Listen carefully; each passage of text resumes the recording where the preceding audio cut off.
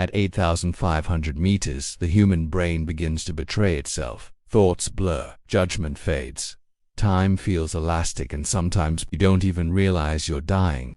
On May 19, 2023, a 39-year-old man stood high on Mount Everest, just a few hundred meters below the summit. He was not reckless, he was not inexperienced, he was not alone. He was doing what he had trained years for, completing the 7 summits, one of the most demanding challenges in all of mountaineering. His name was Shrinivas Sainis Dattatraya. He was from Singapore, and that morning his body was quietly shutting down. Here's the unsettling question. How does a strong, motivated climber, someone who made it through storms, avalanches, and exhaustion across the world's highest peaks, collapse without warning, so close to success? The answer isn't dramatic in the way movies show it. There was no scream, no sudden fall, no violent moment, just oxygen-starved blood creeping into the brain, just a decision made too late, just silence at extreme altitude. This is not a story about heroism alone. It's a story about how Everest doesn't need to be angry to kill you. Sometimes, it only needs to wait. In today's episode of Ben Stories, we're re-diving deep into one of the most misunderstood killers in high-altitude climbing. HACE, high-altitude cerebral edema, a condition that doesn't announce itself with pain, but with confidence. False confidence. And before we go any further, if you value real, carefully told disaster stories that respect the truth and the people involved, consider subscribing to Ben Stories. It helps this channel continue telling the stories that matter. Because what happened next on Everest wasn't fast, it wasn't obvious, and by the time anyone fully understood what was happening to Shri, the mountain had already made its decision. Shrinivas Sainis Dattatraya was not new to suffering. Long before Everest, he had learned how to live inside discomfort. Early mornings, thin air, heavy packs, and the quiet mental negotiations climbers make with themselves when the body wants to stop but the goal feels too close to abandon. The 7 summits weren't a spontaneous dream. They were a long-term commitment, built step by step, continent by continent, peak by peak. By the spring of 2023, Everest was not his first great test. It was meant to be the final one. In the weeks leading up to the summit push, everything followed the familiar rhythm of commercial high-altitude expeditions. Acclimatization rotations, short climbs up and down the mountain, spent listening to the wind claw at nylon tents, oxygen systems checked and rechecked, radios tested, weather windows analyzed obsessively. Shrinivas was described as calm, focused, determined, but not reckless. Nothing about him suggested a man rushing blindly toward danger. And that's what makes this story so unsettling. On Everest, danger rarely arrives as chaos. It arrives as normalcy. By mid-May, the mountain was crowded but manageable. Climbers moved in long, patient lines through the Khumbu icefall, up the western Khwam, and toward the Lhotse face. The air grew thinner with each step, but this was expected. Fatigue was expected. Headaches were expected. What no one expects is when the mountain stops feeling hostile and starts feeling deceptively easy. That's often when high-altitude cerebral edema begins. HACE doesn't announce itself with screaming pain. It whispers. A slight confusion here, a delayed reaction there, a sense of confidence that isn't earned. At extreme altitude, the brain can swell as fluid leaks into its tissue. Oxygen deprivation alters perception. Judgment becomes unreliable. A climber might feel strong while their coordination quietly deteriorates. They might insist they're fine while their body is slipping into crisis. On the days leading up to May 19th, Shrinivas continued upward with his team. There were no dramatic warning signs reported, no collapse, no obvious emergency. Just a man pushing higher, step by step, into the death zone in altitude, where the human body cannot recover, only endure. Above 8,000 meters, every hour matters. Every pause has consequences. Every decision carries weight. By the time the team approached around 8,500 meters, the environment was brutally unforgiving. Temperatures plunged far below zero. Winds stripped heat from exposed skin. Even with supplemental oxygen, cognition was compromised. Simple tasks took enormous effort. And yet, this was the moment climbers live for. The summit was close enough to imagine, close enough to taste. This is where many fatal decisions are made, not out of arrogance, but out of hope. Witnesses later recalled that Shrinivas was moving, but not as efficiently as before. Small delays, slight instability, subtle signs that, at sea level, would be obvious. At 8,500 meters, they are easy to misinterpret as normal exhaustion.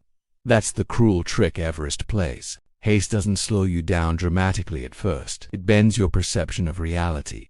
A climber might dismiss symptoms. A guide might hesitate, unsure whether they're seeing danger or just fatigue. Turning around so close to the summit feels unbearable. No one wants to be the person who says, "We stop here." And so the group continued, somewhere in that thin strip of time between effort and collapse. Between determination and danger, Shrinivas crossed an invisible line. His brain was swelling. His coordination was failing. His ability to self-assess was slipping away. But the mountain didn't rush him. It didn't force a dramatic mistake. It simply waited. By the time the seriousness of his condition became undeniable, options were shrinking fast. Descending at that altitude with a severely impaired climber is one of the most dangerous maneuvers on Earth. Every step down requires strength, clarity, and time, 3 things Everest rarely grants. And now, the question everyone fears began to form. Was it already too late? Because on Everest, recognizing the problem is only half the battle. Surviving it is something else entirely. And what happened next would expose the brutal truth about how quickly hope can vanish in the death zone. At 8,500 meters, there is no such thing as a small problem. The margin between manageable and fatal is razor-thin, and once crossed, it rarely offers a way back. For Shrinivas Sainis Dattatraya, that margin was disappearing with every minute he remained at altitude. High-altitude cerebral edema doesn't strike like a lightning bolt. It creeps in. And by the time it's obvious, the brain is already under siege. Those around him began to notice that something wasn't right. His movements slowed further. Steps became uneven. He needed longer pauses between actions that should have been automatic, adjusting oxygen, clipping into a line, responding to instructions. These weren't dramatic failures, just subtle cracks in performance. The kind that can be explained away in the death zone, where everyone looks exhausted and no one feels normal. That ambiguity is what makes HACE so dangerous. A climber suffering from cerebral edema often insists they are fine. In fact, they may become unusually confident, even dismissive of concern. The brain, swollen and oxygen-starved, loses the ability to accurately judge itself. The very organ needed to recognize danger is the one failing first. Somewhere along the route, the discussion shifted.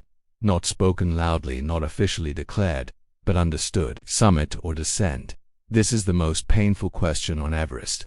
For weeks, sometimes months, everything has led to this moment. The physical suffering, the financial cost, the emotional investment. Turning around so close to success feels like failure, even though experienced climbers know it is often the bravest decision. But bravery requires clarity, and clarity was slipping away. Shrinivas was nearing the limits of what his body could sustain. His brain was swelling inside his skull with no room to expand. Coordination, speech, and decision-making were deteriorating minute by minute. At this altitude, there is no treatment for HR except one thing: immediate descent. Oxygen can slow the progression. Rest can buy time, but neither can reverse the condition at 8,500 meters. Descending, however, was not simple. The terrain was steep and exposed. The cold was relentless. Other climbers were moving both up and down, creating congestion. Every delay meant more time in an environment where the human body is actively dying. Helping a climber with severe neurological impairment down the mountain requires strength, manpower, and speed. Even then, success is not guaranteed. And this is where Everest forces its most brutal reality. Above 8,000 meters, rescue is not an expectation. It is a gamble. As Shrinivas's condition worsened, his ability to assist in his own descent faded. Each step became a negotiation. Balance was unreliable. Responses slowed. The signs of advanced HACE, confusion, loss of coordination, profound weakness, were becoming undeniable.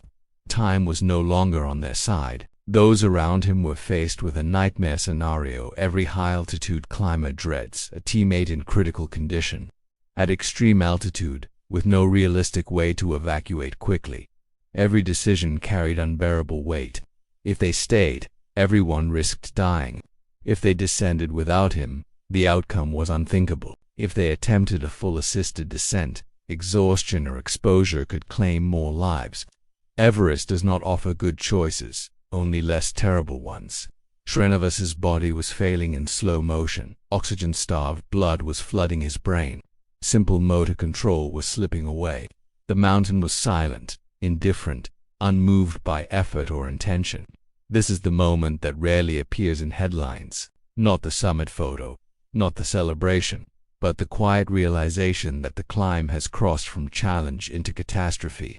Somewhere near that brutal altitude, the fight was no longer about success, it was about survival. And yet, even survival requires time. As daylight stretched on and energy drained, the situation grew irreversible. Descending him safely was becoming impossible.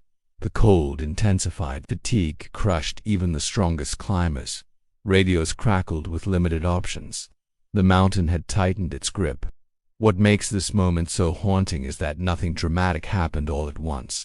There was no sudden collapse, no violent fall, just a gradual loss of coordination, of consciousness, of the ability to continue. Shrinivas had come to Everest prepared for hardship. What no climber can fully prepare for is the moment when the body refuses to cooperate. And in the death zone, refusal is final. By the time the decision was forced upon them, when it was clear that he could not descend under his own power, the outcome had already begun to take shape. The summit was no longer the prize. Getting down alive was, but Everest had already taken what it needed, and what happened next would mark the true breaking point of this story, at the moment where human will finally collided with the mountain's absolute limits. There is a moment on Everest when effort stops mattering. Not because climbers give up, but because the mountain has quietly removed every remaining option. For Shrinivas Sainis Dattatraya, that moment arrived high above the South Col, in the thin, merciless air where the human body is no longer adapting, only deteriorating. His condition had crossed from dangerous into critical. High-altitude cerebral edema was no longer a possibility. It was now the defining reality of the climb. Those around him understood the truth before anyone said it aloud. He could no longer descend on his own. At 8,500 meters, that realization is devastating. Descent is survival. Without it, the clock accelerates violently. Every breath delivers less oxygen than the last. Every minute chips away at consciousness. The cold doesn't rush, it erodes. Attempts were made to stabilize him. Oxygen was adjusted. He was urged to focus, to move, to take just one more step. But HACE had already stolen the part of the brain that allows effort to translate into action. His body was present. His mind was slipping away. This is the most terrifying aspect of cerebral edema. The climber often doesn't panic. They don't fully understand what's happening to them. Awareness fades before fear can take hold. From the outside it looks like exhaustion. From the inside the lights are quietly going out. For the climbers and guides nearby, the situation had become impossible. To stay meant risking multiple lives. To move him meant risking collapse. To leave meant living with the weight forever. No training truly prepares you for this moment. The popular image of Everest is dramatic storms, avalanches, near vertical ice. But most deaths don't come from spectacle. They come from physiological failure compounded by altitude, cold, and time. Shrinivas was not defeated by a single mistake. He was overwhelmed by a condition that thrives on delay. As hours passed, his responsiveness diminished further. Speech became minimal. Movements were reduced to small, uncoordinated attempts. The signs were unmistakable. Severe neurological impairment at extreme altitude. At sea level, this would be a medical emergency with aggressive treatment. On Everest it was a countdown with no reset. The decision point, the true breaking point, came quietly. Those with him were forced to acknowledge what Everest has demanded from climbers for decades. Sometimes, the mountain decides who goes home. And once that decision is made, fighting it only creates more victims. One by one, climbers continued their own descents, carrying with them the weight of what they were leaving behind.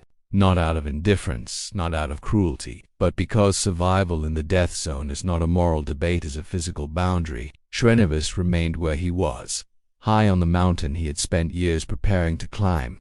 There was no dramatic final moment, no heroic rescue attempt unfolding at the last second. Just the slow, irreversible progression of altitude sickness doing exactly what it always does when descent comes too late. HACE causes the brain to swell until vital functions fail. Breathing becomes irregular, consciousness fails. The body, deprived of oxygen, simply cannot continue.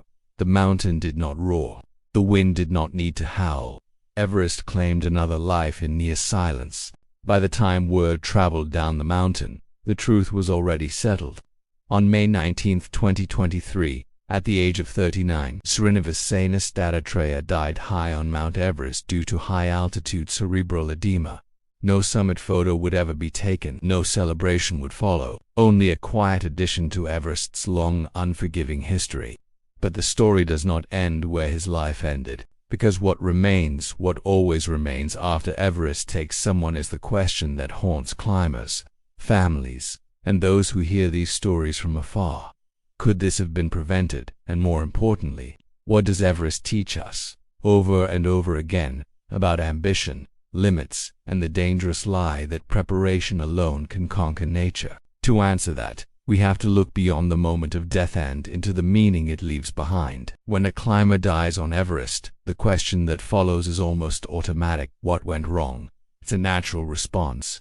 We look for a single mistake, a bad decision, a missed warning sign, something clean and identifiable that allows us to believe the outcome was avoidable. Because if it was avoidable, then maybe the mountain is still controllable. But Everest rarely works that way. In the case of Shrinivas Sainis Dattatraya, there was no obvious recklessness, no dramatic rule broken, no moment where everything clearly collapsed at once. What happened to him was far more unsettling because it followed a path that looks frighteningly familiar to many experienced climbers.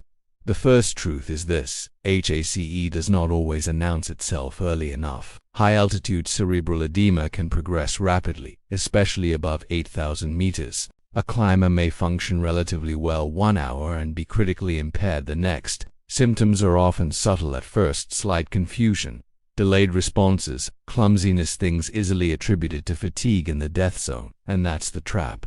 On Everest, everyone is tired, everyone is slow, everyone feels off. So the line between manageable exhaustion and medical emergency becomes dangerously thin. Another uncomfortable truth is timing. Summit pushes are not flexible. Weather windows close, oxygen supplies are limited, energy reserves are finite. Once a climber commits upward, turning back feels like wasting everything they've already endured. This creates what many guides quietly refer to as summit gravity, the psychological pull that keeps climbers moving upward, even when their bodies are sending warning signals. Shrinivas was not immune to this. No climber is. He had invested years into this goal. The 7 summits represent more than physical achievements. They symbolize identity, purpose, and personal meaning. When Everest is the final piece, the pressure becomes enormous. And Everest exploits pressure ruthlessly. The death zone magnifies hesitation. Every minute spent deciding is a minute lost to oxygen deprivation. By the time concern becomes certainty, the window for safe descent may already be closing. In hindsight, one might ask, should descent have begun earlier? Possibly. But hindsight exists at sea level, with oxygen, warmth, and clarity. On the mountain, decisions are made in an environment that actively erodes judgment. Even seasoned guides can struggle to distinguish between survivable fatigue and fatal pathology. That's not failure. That's human limitation. Another reality that must be acknowledged is rescue capability. Above 8,000 meters, rescue is not a guaranteed event for strong, experienced teams. Helicopters cannot reach those altitudes. Carrying or lowering an incapacitated climber requires extraordinary effort and coordination, often beyond what exhausted bodies can provide. When someone loses the ability to move independently in the death zone, the outcome becomes grim very quickly. This is why experienced climbers repeat a harsh but honest mantra: above 8,000 meters, you must be able to save yourself. Shrinivas reached a point where that was no longer possible. That doesn't mean he failed. It means his physiology did. And that distinction matters. Everest deaths are often framed as moral stories about ambition, ego, or poor choices, but many are medical stories. Stories about how the human body reacts when pushed beyond evolutionary limits. HACE doesn't care how strong you are. It doesn't care how prepared you feel. It doesn't care how close the summit is. Once it progresses past a certain point, only rapid descent can save a life. And at extreme altitude, rapid descent is often impossible. What makes this particularly tragic is that Shrinivas was not chasing a reckless dream. He was methodical, committed, focused. His death challenges the comforting belief that experience and discipline are always enough. Sometimes they aren't. And that's the lesson Everest has taught for decades, at terrible cost. Preparation reduces risk. Discipline reduces risk. But risk never disappears. For every summit photo, there is a long list of names that never made it back down. Names attached to stories like this one: quiet, methodical, devastating. Shrinivas Sainis Dattatraya became one of those names not because he ignored the mountain, but because the mountain demanded more than the human body could give. And that leads us to the final question. What are we really climbing for? Because the answer to that question determines how much we are willing to lose when the mountain refuses to let us win. Everest was still standing the morning after Shrinivas Sainis Dattatraya died. The wind still carved lines into the snow. The fixed ropes still hung in place. Climbers still moved upward, chasing the narrow weather window that would soon close. From a distance, nothing had changed. That's one of the hardest truths to accept about Everest. A mountain does not pause for grief. One life lost does not interrupt the flow of ambition. Another climber will always be a few steps behind, breathing hard, focused on the summit, unaware of how recently the mountain took someone else. Shrinivas never reached the top, but he reached the limit of what a human body could endure, and that distinction matters more than summit photos ever will. High-altitude cerebral edema is often described as a silent killer, but the truth is harsher. It gives warnings that are easy to miss and impossible to ignore once it's too late. It doesn't arrive as panic or pain. It arrives as misplaced confidence, slowed reactions, and a false sense that everything is still under control. On Everest, that illusion is deadly. For those who knew Shrinivas, the loss was not symbolic or philosophical. It was personal. A husband, a teammate, a man who trained, prepared, and believed, as so many climbers do, that careful planning could hold the mountain at bay. Everest teaches the same lesson again and again, but we struggle to hear it. The summit is optional. Coming down is not. Yet every year, climbers stand just below the top and hesitate, because success feels close, because turning back feels unbearable, because the cost already paid feels too high to walk away from. Everest waits for that hesitation. Shrinivas's story isn't a warning against climbing. It's a reminder of the price of misunderstanding risk, of how thin the line is between strength and vulnerability at extreme altitude, of how quickly the body can betray even the strongest will. If this story stayed with you, if it made you pause, or question, or look at Everest differently, then this is why Ben Stories exists. Not to glorify death, but to tell these stories with honesty, respect, and meaning. If you believe these stories deserve to be told carefully, truthfully, and without spectacle, subscribe to Ben Stories. Each week we explore the real human cost behind the world's most unforgiving environments, because the mountain will always be there, but the people who climb it are not.